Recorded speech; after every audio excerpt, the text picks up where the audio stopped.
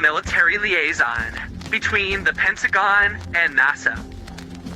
I'm here as a anonymous whistleblower to tell everyone that what happened on April the 8th was not an eclipse. What happened on April the 8th was called Project Pegasus. It's been in the planning for years. What occurred, if not an eclipse, since the moon was beside the sun during it and not crossing it, and also it's turbulent, Pisces. The whole thing is ridiculous, and that's how much credit the government gives all of you, because they'll do something that blatantly wrong, inaccurate, just impossible, and yet they know that Americans, they'll be called conspiracy theorists if they even bring it up. So they do it, and they don't even care, okay? So what did they do if there wasn't an eclipse? The biggest thing you have to realize is the coincidence, which was no coincidence, of CERN being turned on that day. It is near impossible to explain or understand for most of us, but monumental nonetheless. CERN was turned back on that day, and immediately after it was turned on, this is what appeared in the sky above CERN in Switzerland on the 8th. A literal portal was created above CERN, and this was actually predicted, which is one reason why it was filmed by many people who were in the know. But ever since they discovered the Higgs boson in 2012, the God particle, that's when all of this contact began to occur. Using a particle accelerator, believe they have found the subatomic particle known as the Higgs boson, otherwise known as the God particle. There you have it. Because this whole thing of Project Pegasus was about CERN. Through its experiments with the God particle and particle acceleration in general, they achieved quantum entanglement. Quantum entanglement is a phenomenon when, by working at the quantum level and getting to the true incredible energy of particles, once they combine or collide, there was something that occurred where the quantum entanglement manifested in a being emerging from another dimension, another alien being that emerged. Through that, this was a couple years ago, through that introduction, through that communication, three governments got involved in a negotiation that occurred in a very bizarre way, because it didn't actually happen in person. I'm not going to waste time explaining how the negotiations happened, but between Russia, China, and America, they dealt with this species, and this species offered a deal. And the deal was that we would be given something if they were allowed to come here to Earth and basically set up a secret base.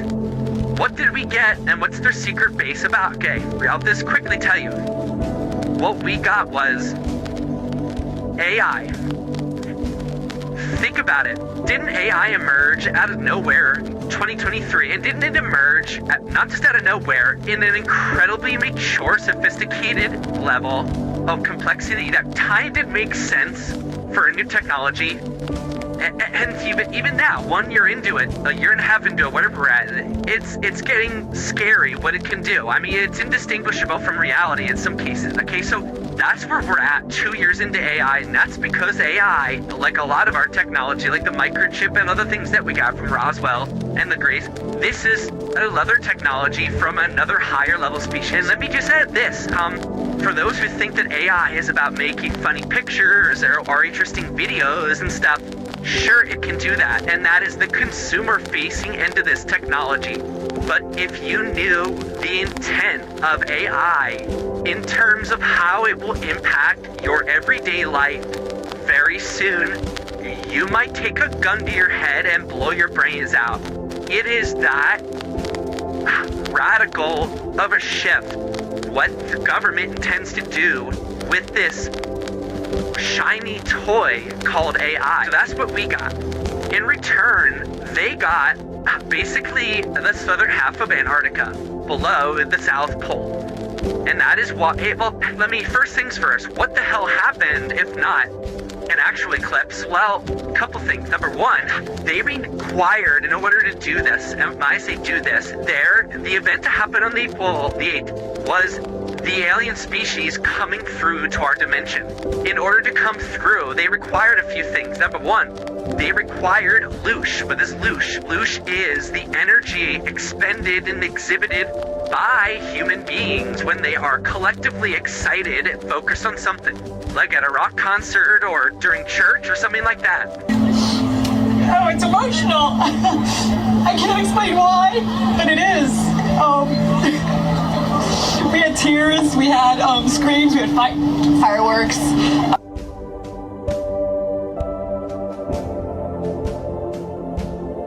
So by having so much of the planet looking up at a certain time of day and everybody giving their attention and their emotions to it, which, by the way, if you watch some videos, you had newscasters crying. It just took my breath away, the whole thing.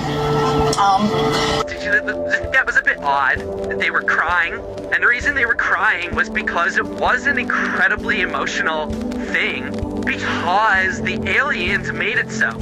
The aliens made it so because the energy created or received from the loosh, and again, I've defined what loosh is. Oh, wow.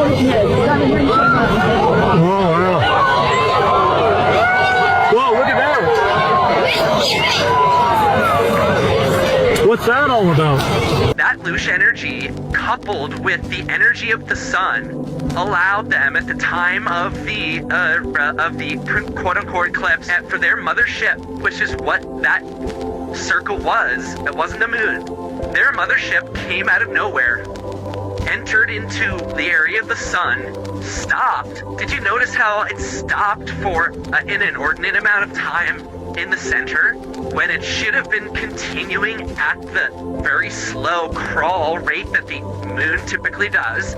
Well, it didn't. It stayed there for a bit of time. And that's insane, okay? That's another blatant giveaway. And again, the government thinks that no one's going to notice, or if they notice, they'll be branded a conspiracy theorist, and they don't care. So they just allowed it to happen. This ship basically connected with the sun at that moment and got an incredible amount of physical energy required for them to enter through the dimension. Coming in from a no dimension takes an incredible amount of energy. The sun and our loosh did that. At that point, the ship went around the back of the sun. Did you notice that we didn't see anything depart? It just sort of disappeared into the sun. Well, it kind of did. It went around to the back, and it all actually docked there where it is at this moment that I speak. What happened next? Well, from that energy, from that loosh, from that focus, from that also that actual hydrogen-based nuclear energy it got from the sun, it was able to send a massive amount of ships and individuals of their race to the Earth into an area just north of the Antarctic base that they're going to take over. The waves, if you look at the waves stuff, the things that happen on the wave map during that time, okay? April 9th, 2024, the day after the solar eclipse, something terrifying lurked off the coast of Antarctica. Radar systems detected a monstrous wave anomaly, an area larger than Texas with 80-foot waves. The anomaly moved up towards South Africa. At the same time, Cape Town witnessed a horrifying sight.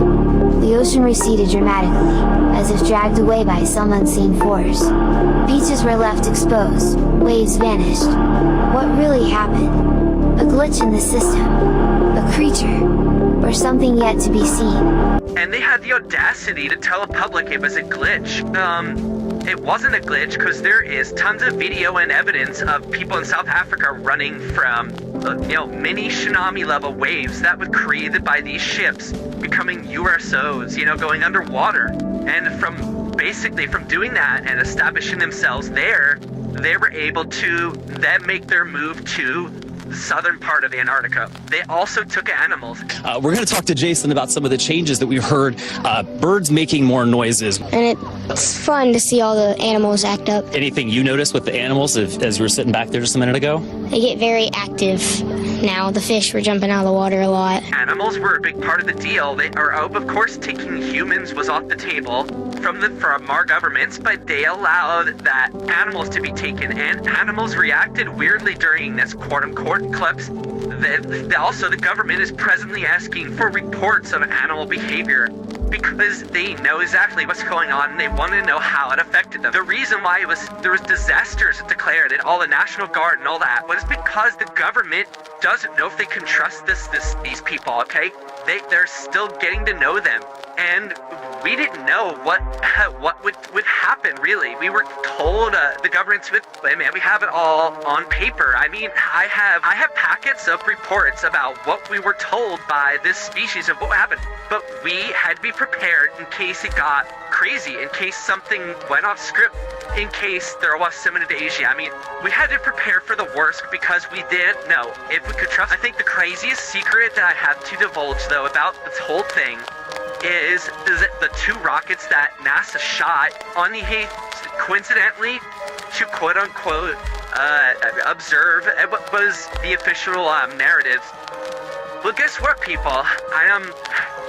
It was half true. They were shot up there to observe, but there happened to be actually 4 astronauts in those rockets, 2 in each. And they rendezvoused with the mothership because those astronauts are part of an exchange program that we initiated with these species. And those, it's actually 3 men and 1 woman, are going to be going, well, the first to them on the mothership for, I think, at least 2 years is what's scheduled. And then back to the home planet, which I'm not comfortable divulging the location of their home planet yet. It looks like we can trust them for the time being. Everything went as planned.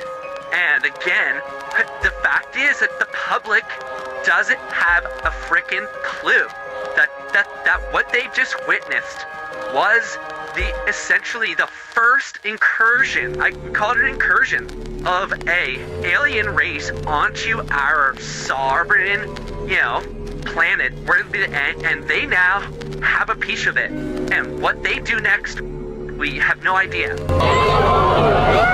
Whoa, look at that!